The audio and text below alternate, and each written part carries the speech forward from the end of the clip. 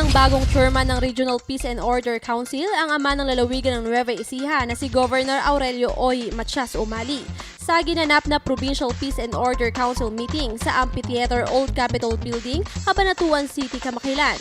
Iginawad ni DILG o Department of Interior and Local Government Regional Director Florida Dihan ang bagong tungkulin na inatas kay Governor Oy.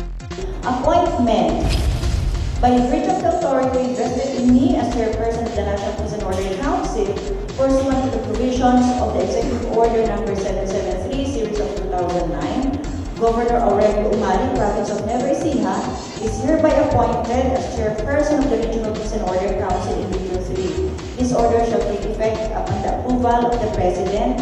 Signed, Mar Rojas, Secretary, Department of Interior, Local Government, and Chairperson, National Peace and Order Council. Approved, Benito S. Aquino III, President of the Republic of the Philippines. At this point, congratulations po, Governor. Maraming trabaho ang nalalapit nito. Bagamat kalakip nito ang mabigat na tungkulin, ay bukas kamay itong tinanggap ng ating butihing gobernador.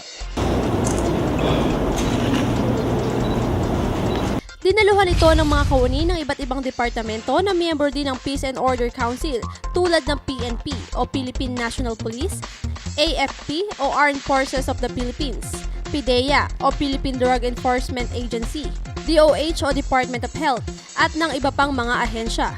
Tinalakay din sa nasabing pagpupulong ang mga ginawang hakbang ng ilang departamento ng provincial government upang maging mapayapa ang ating lalawigan sa pamamagitan ng isang presentasyon na inihanda ng PNP, AFP, PIDEA, DOJ at DILG ay inilahad nila ang kanilang mga naikasatuparan. At sa huli, nagbitaw ng isang mensahe si Governor Oy para sa lahat.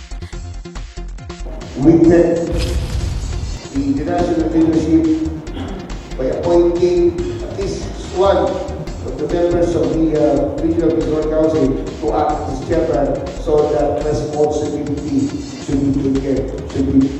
That will be all the responsibility. Para sa Balitang Unang Sigaw, ako po si Joyce Fuentes.